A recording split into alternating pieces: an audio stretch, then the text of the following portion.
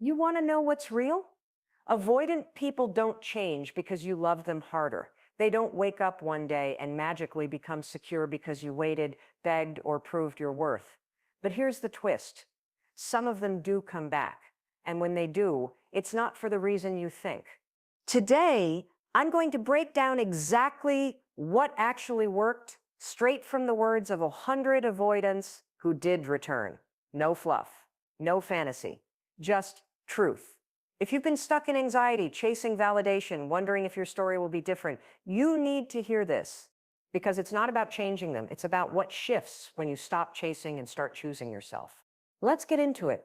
When avoidant individuals come back, it's not because someone chased them down or proved their loyalty beyond reason. It's because they finally felt emotionally safe. And that kind of safety doesn't come from constant contact, reassurance, or emotional overexposure. In fact, it's often the opposite. Emotional safety to an avoidant means space. It means quiet. It means that their nervous system isn't being overwhelmed by someone else's emotional needs that they feel unprepared to meet. That might sound frustrating if you've been on the anxious end of the dynamic, craving closeness, conversation, and emotional availability, but it's the truth. Avoidants often grew up in environments where vulnerability either wasn't safe or wasn't rewarded. They learned, often early, that emotions were either dismissed, punished, or ignored. So they coped by withdrawing, by becoming hyper-independent, by learning to self-regulate without needing others. When they feel someone pushing emotionally, even with good intentions, it can trigger that old protective wiring. They might interpret connection as pressure, intimacy as control, caring as suffocation. So they pull away, not necessarily because they don't care, but because care feels risky. Now, when someone steps back from chasing them, when they stop over-explaining, stop trying to fix the relationship, stop begging for clarity or change, something interesting happens. The avoidant person's system begins to calm down. That fight or flight reflex they've been living in starts to settle. Without the emotional noise they were trying to escape, they begin to feel, and that's when memory kicks in. They start to reflect. They notice what's missing. They remember the good moments, the connection, the way they felt cared for, but now without the pressure. And that's often the moment when they start to come back. Not because someone did more, but because someone finally did less, in the right way. But here's where it gets important. Emotional safety isn't about walking on eggshells or being hyper-tolerant of avoidant behavior. It's not about making yourself small to avoid triggering them. That's not emotional safety. That's self-abandonment. True emotional safety is created when both people can exist without trying to manage or control each other's emotions. And for someone avoidant, the only way they learn this is by experiencing it firsthand. When the person they left stops trying to pull them back and instead holds their own space peacefully, confidently, without punishment or pleading, it sends a new message. I'm not a threat. I don't need to control you to feel okay. That's powerful. That's when the avoidant feels something they rarely do in relationships. Freedom without abandonment. They feel connection without pressure. And in that space, curiosity can replace defensiveness. Desire can reemerge without the fear of being engulfed. This is where a shift can begin, but only when the anxious counterpart steps into their own healing too. It's not easy to create emotional safety for someone else while protecting your own peace. It takes self-awareness, boundaries, and often deep inner work. But that's the paradox. When you finally stop trying to convince someone to stay, you create the exact condition that makes them want to come closer. So emotional safety isn't about doing more to soothe them. It's about doing enough to center yourself. That steadiness is what changes the dynamic, not by force, not by manipulation, but by creating an environment where connection can actually feel safe for both people. That's when things start to shift. That's when avoidants come back. Not because they were convinced, but because they felt something they didn't expect. Calm, connection, and choice, all in one place. When avoidants return, one of the most consistent things they mention is how the space after the separation gave them time to reflect, not just on the relationship, but on themselves. It might feel counterintuitive, especially if you're someone who associates love with closeness, communication, and working things out in real time. But for avoidance, space is often the only environment where real insight can happen. It's not because they don't care. It's because when they're in the thick of emotional intensity, especially the kind that comes from anxious or highly expressive partners, their system goes into shutdown. They aren't processing, they're escaping. They aren't thinking clearly, they're reacting based on habit, on survival mode. So when things go quiet, when the texts stop, when no one is demanding answers or chasing connection, that's when something starts to shift. The silence that you might interpret as disconnection or indifference can actually become a mirror for the avoidant person. They're no longer fending off emotional demands or trying to assert their independence. Suddenly, they have nothing to defend themselves against. And in that space, real reflection begins. Avoidants often need distance to reconnect with their own emotions. It sounds strange, but closeness, especially emotional intensity, can make them feel like they're losing themselves. When someone is constantly needing reassurance or closeness, it can activate deep-seated fears that their autonomy is under threat. So they pull away, hoping that space will help them feel in control again. But what they often don't expect is what happens when that space turns into silence. When the other person stops showing up, stops reaching out, stops trying to repair things for both of them, it creates a vacuum. And in that stillness, their thoughts start catching up to them. They might remember moments that didn't seem important at the time. A look, a gesture, a conversation. These details start to resurface without being clouded by the pressure they felt during the relationship. They begin to feel the absence of the connection in a way that isn't just relief, it's awareness. They realize what's gone. They start to question their own actions. They notice the emotional comfort that used to be there, now replaced with quiet, and slowly their narrative begins to change. This isn't to romanticize avoidance or suggest that all avoidants will do this kind of reflection. Many don't. But among those who do come back, the common thread is this: space gave them clarity, clarity they couldn't find while they were overwhelmed. Clarity they needed in order to see, not just the flaws in the relationship, but the ways they contributed to the disconnection. This is critical because change doesn't come from guilt or from being persuaded. It comes from self-realization, and self-realization requires stillness. But here's the catch. That space can only spark reflection if the other person truly lets go. Not pretending to let go while secretly hoping they'll come back. Not maintaining quiet but still watching their every move online. True detachment, emotional release. When the avoidant senses they are no longer being pursued or emotionally depended on, it gives them the opportunity to choose, not out of obligation, not out of guilt, but from a place of agency. That's when it matters. Because when someone chooses to come back after reflection, it's not reactive, it's intentional. And that intention is everything. It doesn't mean they've magically healed or transformed, but it does mean something has shifted. They've seen the relationship and themselves from a new vantage point. And now, if they return, it's not to escape loneliness or to pacify someone else. It's because space gave them enough room to see clearly, and what they saw made them want to reconnect. So if you're in that space right now, if you're in the quiet, if you've stepped back, know that it isn't empty, it's working, maybe not in the way you want or expect. But space has power, not because it creates longing, but because it creates perspective. And for someone whose default is avoidance, perspective is often the first real step toward change. When avoidants come back, they don't return because someone convinced them through perfect behavior, constant reassurance, or emotional effort that felt like a performance. They come back when they believe they saw the real you, not the version of you trying to earn their love, prove your worth, or say all the right things to avoid being abandoned. What actually breaks through their emotional distance is authenticity, not strategy, not manipulation, not acting secure when you're secretly falling apart, but raw, grounded, unapologetic truth. That's what sticks in their mind when you're gone. That's what they reflect on when they have space. Avoidants are not blind. They can feel when someone is overcompensating, even if they don't consciously process it that way.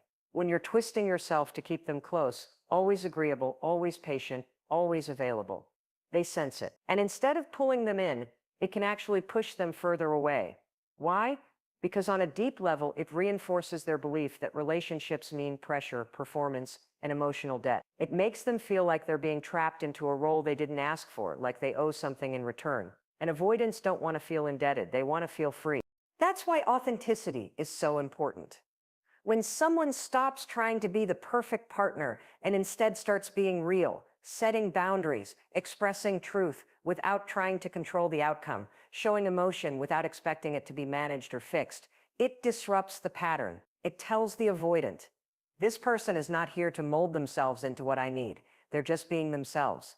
And that's where respect begins to build. Avoidants may struggle with emotional intimacy, but they are often drawn to people who are emotionally honest, because that kind of honesty creates clarity, and clarity is what they crave, even if they don't know how to ask for it. Authenticity also creates a powerful contrast. When someone has been anxiously attached, they often show up in relationships with masks, smiling when they're hurting, downplaying their needs, making everything about the other person to feel safe. But when that person finally drops the performance, not in a bitter or punishing way, but in a calm, grounded way, the dynamic shifts. They're no longer trying to manage the avoidant. They're just existing fully in their truth. And that presence lingers. It leaves a mark. Avoidants may not respond to emotional displays in the moment. They may not validate your truth when you speak it, but they hear it. And more importantly, they remember it, especially when the noise dies down and they start replaying the relationship in their head. It's often in hindsight that they finally register the power of what you said, how you said it, and how different it felt from the emotional performances they've seen before.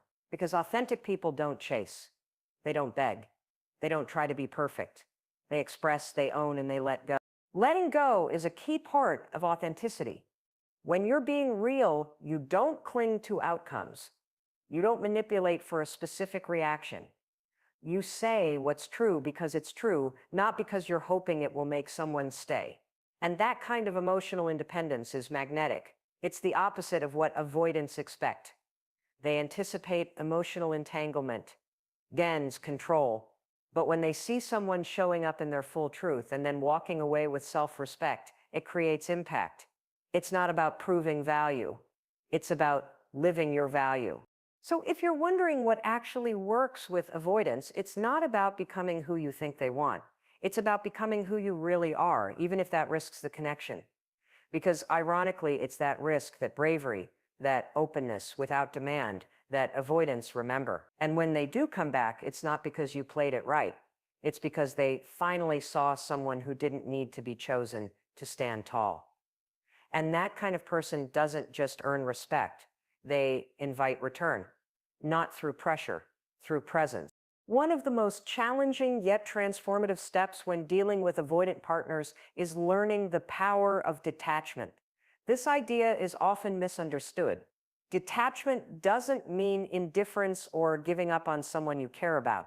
It's not about shutting down your feelings or becoming cold. Instead, detachment is about stepping back emotionally, releasing the need to control the outcome, and reclaiming your own peace regardless of what the avoidant does.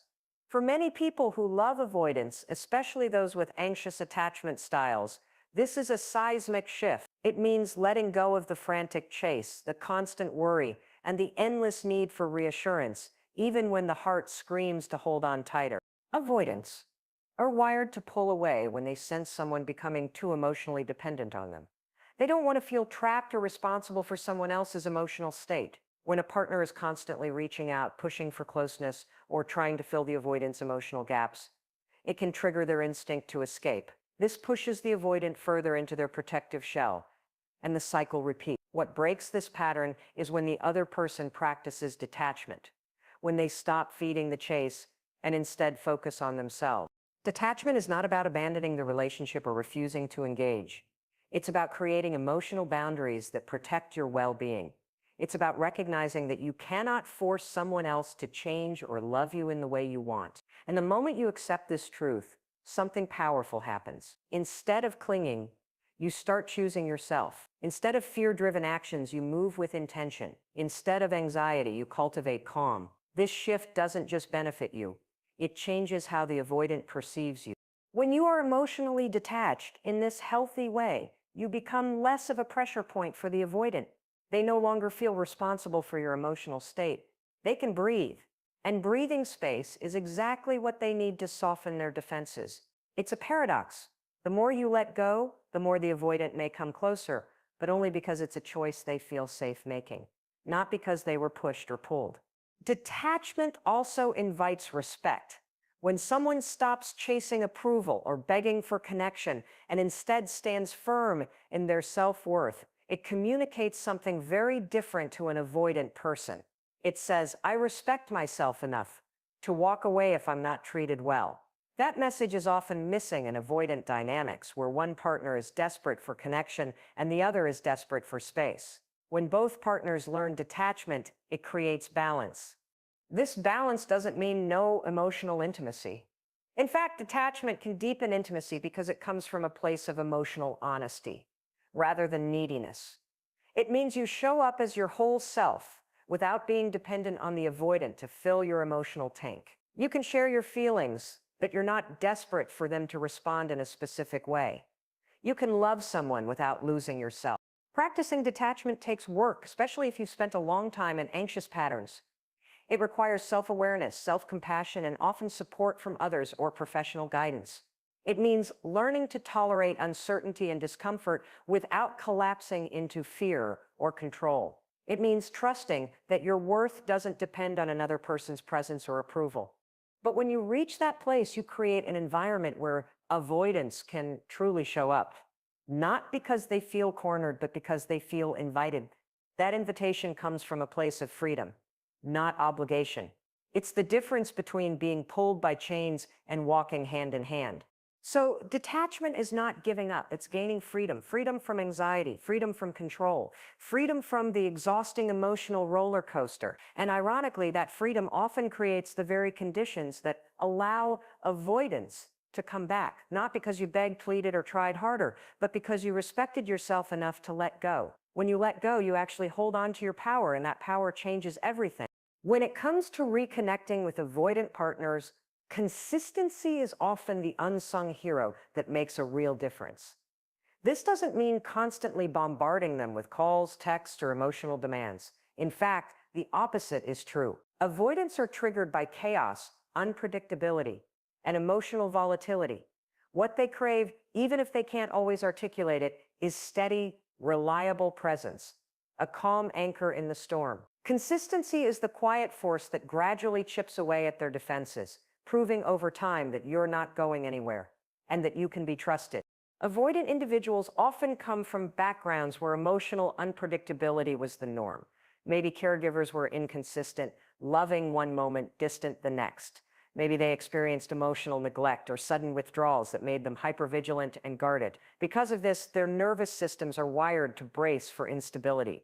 When someone in their life behaves inconsistently, their internal alarm bells ring. They feel unsafe. And the easiest way to protect themselves is to pull back, sometimes abruptly.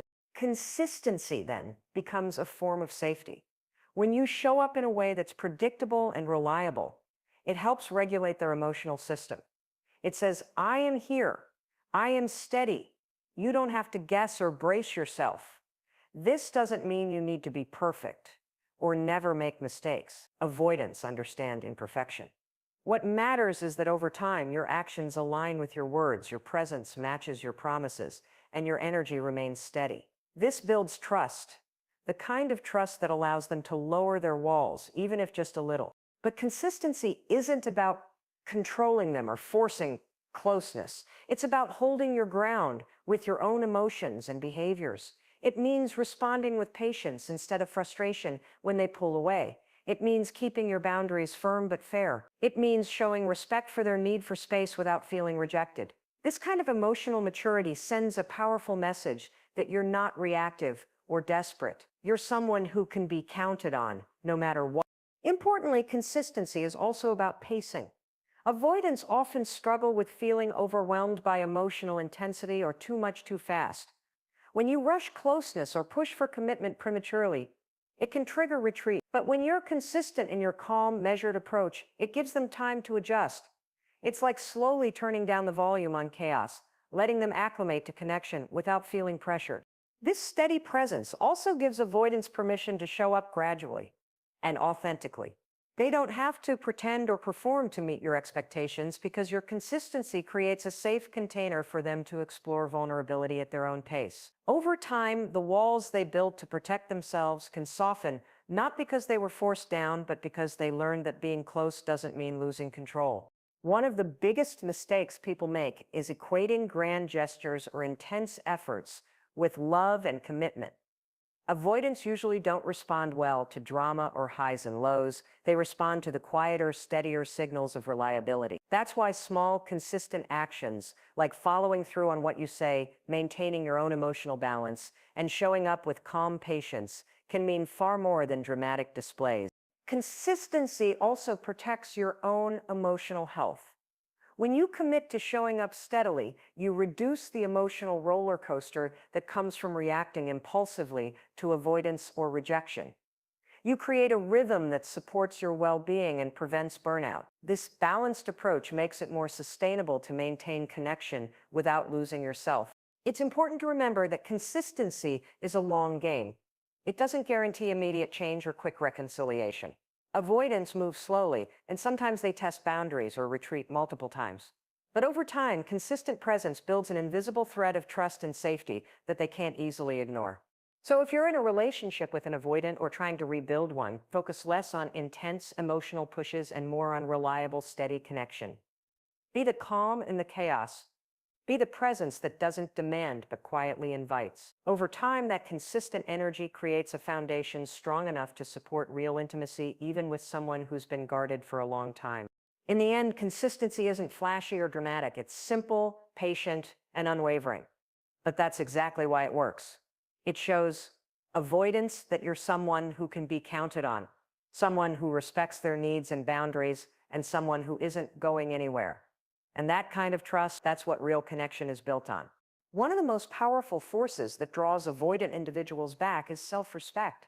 This may seem surprising because so often the narrative around relationships with avoidance focuses on chasing, fixing, or changing them. But what actually makes a lasting impact is when you stand firmly in your own worth and refuse to settle for less than you deserve. Self-respect isn't about arrogance or selfishness. It's about honoring your own needs, setting boundaries, and refusing to compromise your integrity to keep someone in your life. When you embody this, it sends a clear message to avoidance that you value yourself, and paradoxically, that makes you more valuable to them.